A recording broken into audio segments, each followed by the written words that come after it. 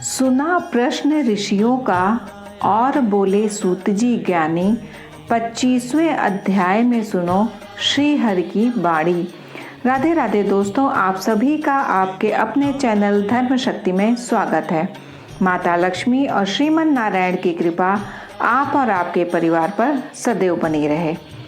चलिए अब हम सभी लोग श्री हरि और माता लक्ष्मी के चरणों का ध्यान करते हुए कार्तिक मास के 25वें दिन की कथा का श्रवण करते हैं।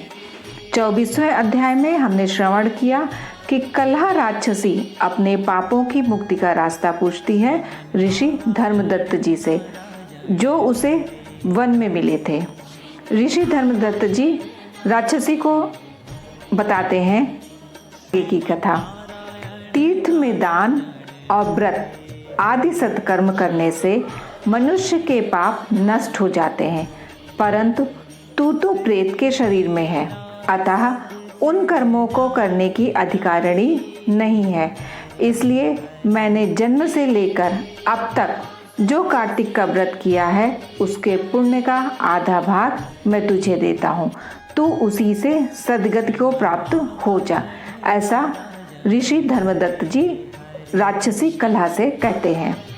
इस प्रकार कहकर धर्मदत्त ने द्वादशाक्षर मंत्र का श्रवण कराते हुए तुलसी मिश्रित जल से जो ही उसका अभिषेक किया, त्यों ही वह प्रेत योनि से मुक्त हो प्रज्वलित अग्निशिखा के समान तेजस्विनी एवं दिव्य रूप धारणी देवी हो गई और सौंदर्य में लक्ष्मी जी की समानता करने लगी। तदंतर उसने भूमि पर दंड की भांति गिरकर ब्राह्मण देवता को प्रणाम किया और हर्षित होकर गदगद बाणी में कहा, हे द्विजश्रेष्ठ, आपके प्रसाद से आज मैं इस नरक से छुटकारा पा गई। मैं तो पाप के समुद्र में डूब रही थी और आप मेरे लिए नौका के समान हो गए।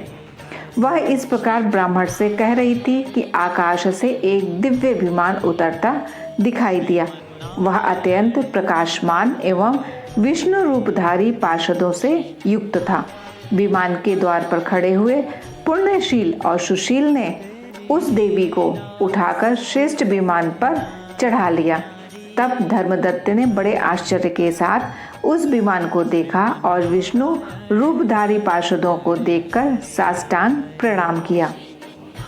पुण्यशील और सुशील ने प्रणाम करने वाले ब्राह्मण को उठाया और उसकी सराहना करते हुए कहा, हे द्विजश्रेष्ठ, तुम्हें साधुवाद है, क्योंकि तुमने सदैव भगवान विष्णु के भजन में तत्पर रहते हो, दीनों पर दया करते हो, सर्वज्ञ हो और भगवान विष्णु के व्रत का पालन करते हो। तुमने बचपन से लेकर अब तक जो कार्तिक व्रत का अनुष्ठान किया है उसके आधे भाग का दान देने से तुम्हें दूना पुण्य प्राप्त हुआ है और सैकड़ों जन्मों के पाप नष्ट हो गए हैं। अब यह बैकुंठ धाम में ले जाई जा रही है। तुम भी इस जन्म के अंत में अपनी दोनों स्त्रियों के साथ भगवान विष्णु के बैकुंठ धाम में जाओगे और मुक्ति प्राप्त करोगे। धर्मदत्त, जिन्होंने तुम्हारे समान भक्ति पूर्वक भगवान विष्णु की आराधना की है वे धन्य और कृतकृत्य हैं। इस संसार में उन्हीं का जन्म सफल है। भली भांति आराधना करने पर भगवान विष्णु देहधारी प्राणियों को क्या नहीं देते हैं। उन्होंने ही उत्तानपाद के पुत्र को पूर्व काल में ध्रुव पद पर स्थापित किया था। उनके नामों का स्मरण करने मात्र से समस्त जीव सद्गति को प्राप्त होते हैं। पूर्व काल में ग्राहग्रस्त गजराज उन्हीं के नामों का स्मरण करने से मुक्त हुआ था। तुमने जन्म से लेकर जो भगवान विष्णु को संतुष्ट करने वाले कार्तिक व्रत का अनुष्ठान किया है उससे बढ़कर ना यज्ञ है, ना दान और ना ही तीर्थ है। विप्रवर, तुम धन्य हो, क्योंकि तुमने जगत गुरु भगवान विष्णु को प्रसन्न करने वाला कार्तिक व्रत किया है, जिसके आधे भाग के फल को पाकर यह स्त्री हमारे साथ भगवान लोक में जा रही है। इस तरह 25वें कार्तिक माह के 25वें अध्याय की कथा संपूर्ण होती है। अब आइए हम सुनते हैं कार्तिक माह की कहानी। आज की कहानी है इल्ली और घुन की कहानी। एक इल्ली और घुन था। इल्ली बोली, आओ घुन कार्तिक स्नान करें। घुन बोला, तू ही कार्तिक स्नान कर ले, मैं तो नहीं करूँगा। बाद में इल्ली तो राजा की लड़की के पल्ले के लगकर कार्तिक स्नान करती। घुन ने कार्तिक स्नान नहीं किया, दोनों मर गए। बाद में इल्ली के कार्तिक स्नान के पुण्य के कारण राजा के घर जन्म हुआ और घुन राजा के घर गधा बन गया। राजा ने बेटी का विवाह किया। बेटी ससुराल जाने लगी तो उसने अपनी पालकी रुकवाई और राजा से कहा, यह गधा मुझे चाहिए। तब राजा ने कहा, यह मत ले, चाहे और धन दौलत ले ले, पर लड़की नहीं मानी, मुझे तो यही चाहिए। गधे को रथ से बांध दिया तो गधा दौड़ने लगा। महल में पहुंचने पर गधे को महल के नीचे बांध दिया। जब लड़की नीचे उतरती तो गधा कहता, मुझे पानी पिला दे।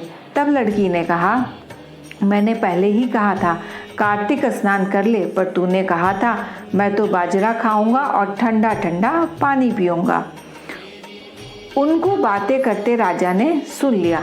तब राजा ने कहा कि आप मुझे सारी बात बताओ। तब रानी अर्थात लड़की ने राजा को सारी बात बताई कि मैं पिछले जन्म में इल्ली थी और ये घुन था। तब मैंने कहा था कि तू कार्तिक नहा ले, पर वह नहीं नहाया।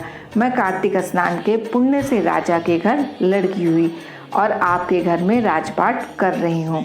तब राजा ने कहा कि कार्तिक स्नान का इतना पुण्य है तो हम दोनों जोड़े से नहाएंगे। राजा रानी ने अत्यंत प्रसन्न मन से कार्तिक स्नान कर दोनों ने दान पुण्य किया और सारी नगरी में कहलवा दिया कि सब कार्तिक स्नान कर नहाया हुआ पानी घुन पे डालोगे, जिससे घुन की मोक्ष हुई। हे कार्तिक, भगवान श्री हरि विष्णु जैसा सुख इल्ली को दिया वैसा ही सबको देना। यदि ये वीडियो आपके लिए उपयोगी है तो वीडियो को लाइक करके कमेंट अवश्य करें और यदि आप चैनल पर नए हैं तो चैनल को सब्सक्राइब करके बेल आइकन को प्रेस कर लें, जिससे आपको आगे आने वाली महत्वपूर्ण वीडियोस के नोटिफिकेशन समय पर मिल सके। आप और आपके परिवार पर माता लक्ष्मी और श्रीहरि की कृपा सदैव बनी रहे। राधे राधे दोस्तों।